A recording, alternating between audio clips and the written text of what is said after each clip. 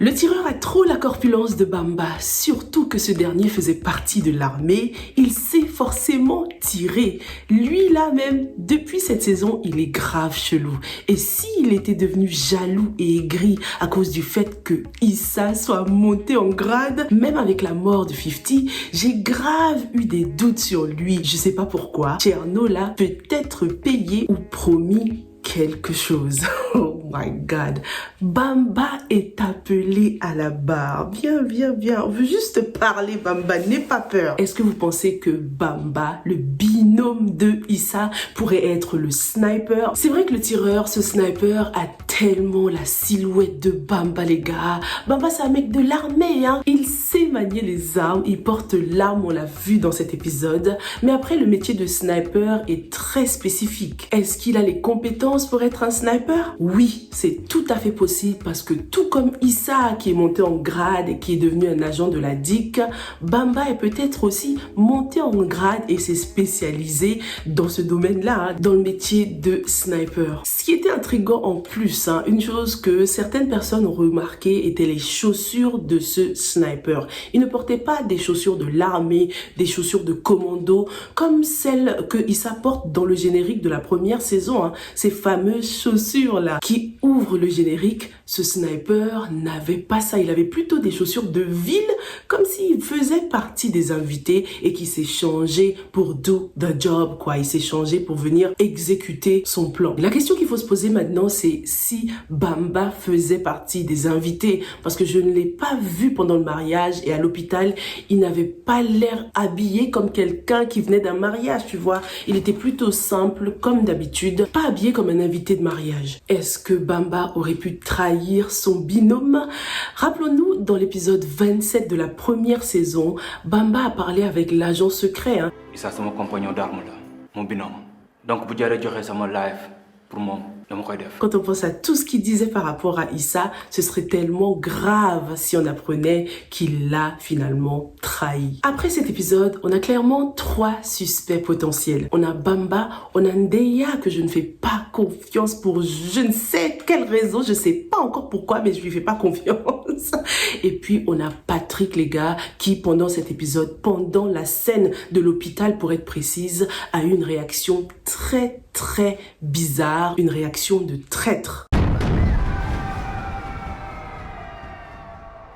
Parlons un peu de Ndeya qui est toujours là dans les bons et dans les mauvais moments. Elle est toujours là pour Issa, elle le soutient beaucoup. Je trouve ça curieux qu'on lui ait donné ce outfit bleu là, comme par hasard, hein, le bleu de la confiance, comme pour nous pousser à lui faire confiance et ensuite nous sortir une bombe, nous lâcher une bombe la concernant. Est-ce que la production essaye de détourner notre attention du fait qu'elle pourrait bel et bien être une espionne, une snitch? Issa a commis une grosse erreur, hein, en l'incluant dans son cercle fermé comme ça, en la présentant à sa mère. Comme il l'a si bien dit, on ne peut faire confiance en personne en ce moment, mais c'est lui le premier à faire confiance aux gens. Lorsque le médecin a parlé de la chambre 245, Ndeya n'était pas là à ce moment-là.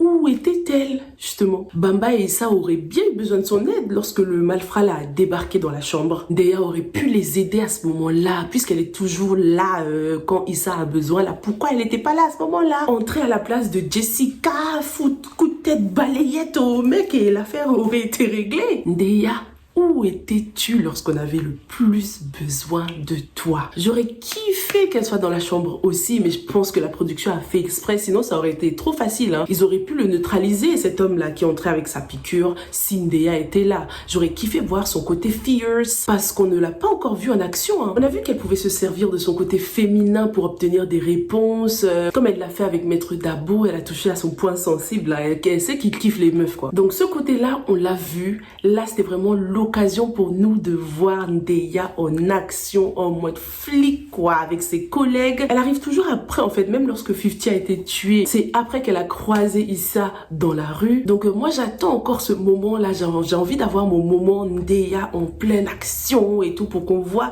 de quoi elle est capable. Et ça lui rajoute un petit côté sexy, en fait, James Bond girl. Je trouve que ça l'aurait grave fait Ndeya en action, là, dans sa robe bleue magnifique avec une arme comme ça, tu vois. Ça rajoute du du caractère à ce personnage très séduisant, très féminin. Du coup les gars, puisque Ndeya était nowhere to be found lorsque les choses ont mal tourné, est-ce qu'on peut en déduire qu'elle a quelque chose à voir avec cette affaire, dans cette affaire? Parlons maintenant de Patrick. Oh my god, lui, non.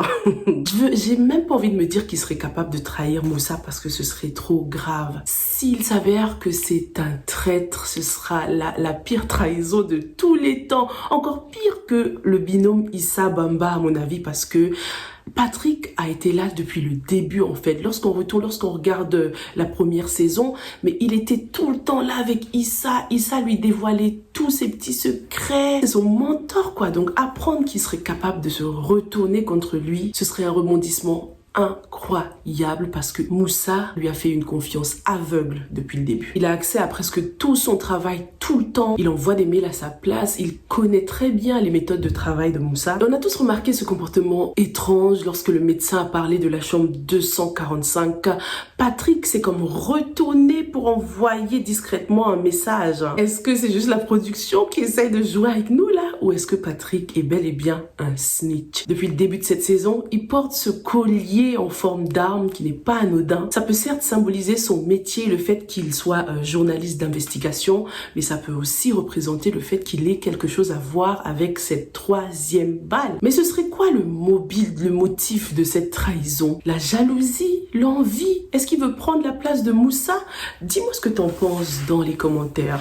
En parlant de troisième balle d'ailleurs les gars, est-ce qu'on peut vraiment parler de troisième balle si la deuxième n'était pas vraiment une balle? Parce que le père d'Aminata, il n'a pas reçu de balle, hein. On dirait qu'il a été poignardé. Lorsqu'on montre les suspects, Dabo et Paul Gradel, on les voit toujours avec un couteau. Du coup, lorsqu'on fait le compte, pour l'instant, il n'y a eu que 2 balles. Celle de Franck et celle de Moussa. Maître Mbeng a été poignardé. Dites-moi dans les commentaires hein, si on a parlé de balles en ce qui concerne sa mort. À chaque fois qu'on nous remonte les flashbacks, les suspects sont toujours avec un couteau, quoi. Pas avec un pistolet. À moins que lui aussi ait reçu une balle d'un sniper, d'un tireur extérieur, quoi. Mais les médecins légistes auraient trouvé une balle. Du coup, si on considère qu'il n'y a que 2 balles pour l'instant, est-ce qu'on peut dire que quelqu'un d'autre est en danger? Est-ce qu'on doit encore s'attendre à une 3e balle que Aminata va peut-être recevoir? C'est ce que Anta Gay pense. Hein. Elle pense que Aminata est en danger. Je pense que Maître Mbeng et Moussa détiennent des informations qui mettent leur vie en danger. Et si Moussa a tout révélé à Aminata, il se peut qu'elle soit la prochaine sur la liste. Est-ce que tu es d'accord avec Anta? Est-ce que tu penses que Aminata est la prochaine sur la liste? Parce qu'elle détient des informations secrètes maintenant, surtout concernant l'affaire Etienne Diatta. Alors, dans la première saison, on en a brièvement parlé de Etienne Diatta. C'était un étudiant qui avait été tué par un policier. Et l'arme qui a servi à tuer Etienne Diatta était la même qui a servi à tuer Franck Gradel. Et le problème, c'est que cette arme-là n'avait jamais été enregistrée. Aminata avait tout fait pour mettre la main sur ce dossier Etienne Diatta. Elle avait même demandé l'aide de Moussa et Patrick, justement. C'est un flic venu accusé de bavure policière suite à la mort d'un manifestant. Après Teknenko, 21 mois avant de ramener du monde. Tout comme ça. Patrick, il avait l'air de bien connaître ce procès Etienne Diatta. Il était très informé et il fallait une certaine accréditation pour avoir accès à ce dossier, chose que Aminata n'a pas pu avoir. Issa aussi a essayé de se procurer ce dossier. Il a demandé l'aide de son mentor, l'agent secret. Le dossier d'Etienne Diatta. Il y a un link entre cette affaire et Franck Gradel. C'est la même arme qui a servi à tirer. Je suis désolé, fiston, mais le monde est pour rien. Et c'était pendant cet épisode-là qu'on a découvert ce fameux personnage-là. Je crois que c'était l'épisode 19. Issa avait réclamé le dossier Etienne Diatta et ce personnage mystérieux avait demandé qu'on le lui donne. On a supposé que ce serait peut-être le père de Issa et Moussa et c'est peut-être le cas. Je vais vous expliquer pourquoi tout de suite après. En tout cas, c'est un homme de pouvoir qui peut prendre des décisions et donner des ordres. Mais finalement, au fil des épisodes, il n'avait jamais donné le dossier Etienne Diatta à Issa. Je pense qu'il nous avait réservé ça pour cette 2e saison du coup. Ce dossier est vraiment clé parce qu'il va déverrouiller certains secrets, notamment ceux de ce personnage mystérieux. Excusez-moi, mais ramener le dossier de Sougene. J'ai hâte d'avoir la confirmation si oui ou non il est bel et bien le père de Issa et Moussa. Avant de continuer avec le cas de Moussa, Parlons un peu de Jessica qui est juste mal en point en ce moment. Magnifique interprétation de Jessica. On pouvait franchement ressentir sa douleur pendant cette scène. Elle s'est bien déplacée dans la pièce en plus. On voyait à quel point c'était douloureux. C'était un calvaire pour elle de monter ces escaliers. C'était une torture et ça représentait bien sa douleur quoi. Et je trouve qu'ils ont bien fait de nous la montrer toute seule comme ça, sans famille, sans amis, pour qu'elle puisse elle-même digérer ce qui venait de se passer et surtout pour qu'elle puisse se lâcher parce que elle avait clairement besoin de se lâcher là. J'ai aussi kiffé cette belle transition là lorsqu'elle était sur le lit et qu'on lui a fait changer de outfit. Ça représentait bien la notion du temps en fait. Elle ne pense qu'à son chagrin et son amour qu'elle a presque perdu et pas à la notion du temps quoi. Donc le chagrin était vraiment bien représenté pendant cette scène. On a eu une super belle musique aussi hein. Franchement le choix de la musique toujours un sans faute. La voix du chanteur nous a bien transmis les émotions franchement. On a ressenti la douleur de Jessica et c'était tellement paradoxal de souffrir autant un jour qui est censé être le plus heureux de ta vie. J'ai beaucoup aimé le flashback aussi avec les promesses. J'aimerais qu'on se fasse la promesse d'être là l'un pour l'autre, de s'aimer malgré les circonstances, et ce pour l'éternité. Je serai toujours là, toujours à tes côtés, quelles que soient les épreuves. En gros, ils se sont promis d'être là, l'un pour l'autre, pour le meilleur et pour le pire. Et dans le cas de Jessica, son mariage commence avec le pire. Il va falloir que Jessica reste forte. Toute cette situation, toute cette douleur nous renvoie tout de suite à la conversation qu'elle a eue avec sa grand-mère et sa mère lorsque ces deux femmes lui demandaient d'être là pour sa famille, no matter what, de persévérer, d'être patiente. Elle la préparait clairement pour un moment comme ça. Alors au moment où je filme cette vidéo, la bande-annonce de l'épisode suivant est déjà sortie et on dirait que Moussa plongera dans un coma profond. Du coup, Jessica va devoir être présente, elle va devoir être patiente, forte psychologiquement pour ne pas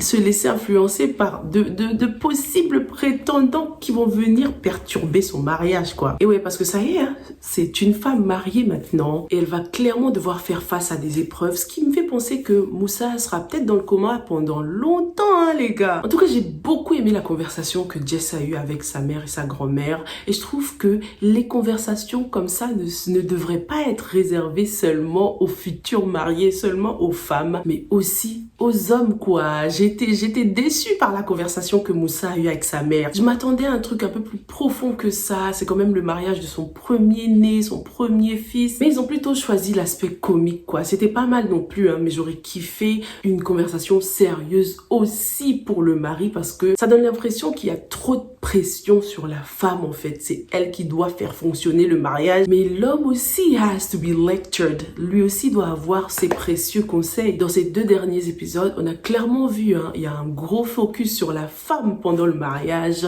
Elle reçoit des conseils de ses parents, son père comme sa mère. Elle reçoit des conseils de séduction. Ses copines sont arrivées avec tous ces accessoires de séduction sur comment garder un homme. Bon, cet aspect-là, c'est très sénégalais, on le sait. Jessica, elle nous a prouvé qu'elle était plus sénégalaise que elle toute. C'était vraiment bien joué. J'ai kiffé cette scène.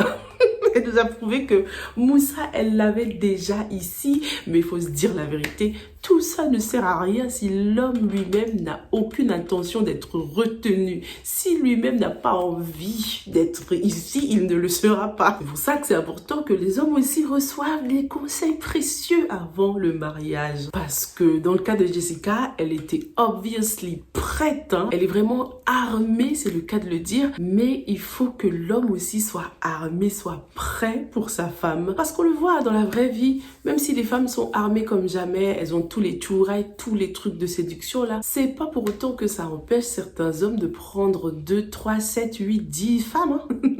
Donc apprenons à mettre la même pression sur les hommes. Quand je dis pression, c'est vraiment une pression positive là. Des conseils sur la patience, la fidélité, la famille. Dans le cas de Moussa, même si sa mère n'a pas eu une conversation sérieuse avec lui le jour J, on constate que toute sa vie, il a quand même reçu de précieux conseils de sa mère et de son oncle quoi. C'est pour ça que cette conversation entre les deux, lorsqu'il se faisait ses promesses là, c'était vachement important pour nous montrer que Moussa était prêt quoi. Parce que la conversation conversation avec sa mère, là, c'était bof.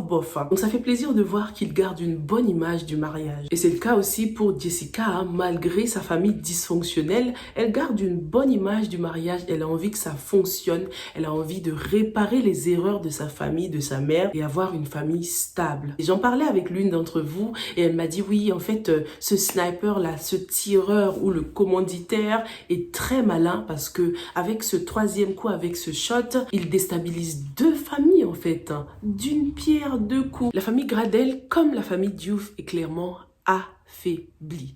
Mention spéciale à Mike quand même, qui était très présent pour sa sœur. Il a vraiment représenté la famille Gradel, hein. Pour une fois, enfin en ce moment, on remarque qu'il est vraiment moins égoïste, donc c'est très honorable d'avoir été là, d'avoir été présent pendant un moment de faiblesse comme ça. Pendant sa transition entre la vie et la mort, Moussa a donc croisé Franck, notre Franck national de l'autre côté. Franck lui a demandé de se battre pour pouvoir choisir par lui-même entre la vie et la mort. Cette scène était vraiment intéressante, hein. C'était vraiment une scène pure. Mais franchement les gars, je sais pas vous, mais personnellement ça m'a surpris de voir Franck apparaître à un moment aussi décisif de la vie de Moussa. Franck, il était très important, hein, dans sa vie, certes, c'était de très bons amis, mais est-ce qu'il était véritablement la meilleure personne pour lui donner de tels conseils? Est-ce que son défunt père, et en disant défunt, je mets défunt vraiment entre les guillemets, est-ce que le défunt père de Moussa n'aurait pas été mieux placé, à moins qu'il ne soit pas mort, les gars? Ce qui nous renvoie à ce personnage mystérieux, ce personnage de pouvoir qui travaille avec l'agent secret. Si le père de Moussa était décédé, c'est pendant un moment comme ça qu'il sera apparu pour lui dire oui, bats-toi mon fils, t'es mon premier-né, ne nous déçois pas, faut que tu sois là pour ta mère, pour ta famille, pour ta femme. En plus, Moussa nous a toujours rappelé à quel point son père était important dans sa vie et que c'était même lui qui l'a motivé à poursuivre une carrière de journaliste. Donc, pourquoi est-ce qu'il n'est pas apparu à ce moment-là pour son fils? Comment dois-je choisir? À moins qu'il soit toujours vivant. Sinon les gars, on en parle de ce docteur-là qui a fait battre nos cœurs. Non mais on fait pas les choses comme ça. On l'a perdu. Comment ça on l'a perdu? Non mais...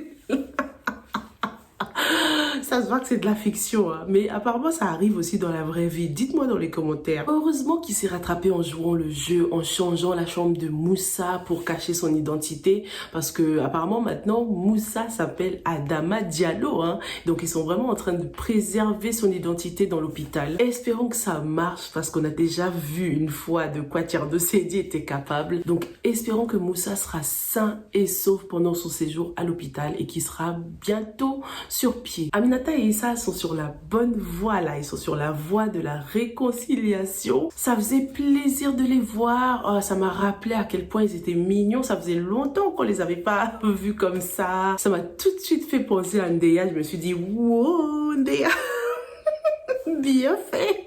C'est grave quand même, hein. On l'aime pas alors qu'on la connaît même pas, quoi. J'espère que Aminata aura une conversation sérieuse avec Issa, qu'elle lui parlera du dossier Etienne Diatta, qu'elle lui dévoilera tout ce que Moussa lui a dit, parce que ce dossier Etienne Diatta, Issa peut l'obtenir s'il contacte, s'il fait appel à l'agent secret là. Donc va falloir que Aminata et Issa travaillent ensemble. Et en plus, ils se font confiance, ils peuvent se faire confiance à 100%, contrairement à tous ceux qui les entourent, quoi. Donc faut vraiment qu'ils travaillent ensemble. En plus, les deux crimes sont sûrement liés. La mort du père de Aminata et la tentative de meurtre de Issa ont été commandités par la même personne peut-être. Voilà un peu ce que j'avais pour vous, pour l'analyse de cet épisode. Dites-moi dans les commentaires ce que vous en avez pensé. N'hésitez pas à me raconter aussi comment ça se passe chez vous, dans votre culture, quand vous vous mariez. Est-ce que la femme et l'homme reçoivent des conseils précieux ou toute la pression est beaucoup plus focalisée sur la femme, comme c'était le cas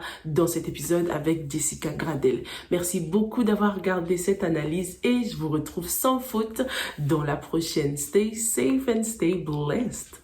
Bye.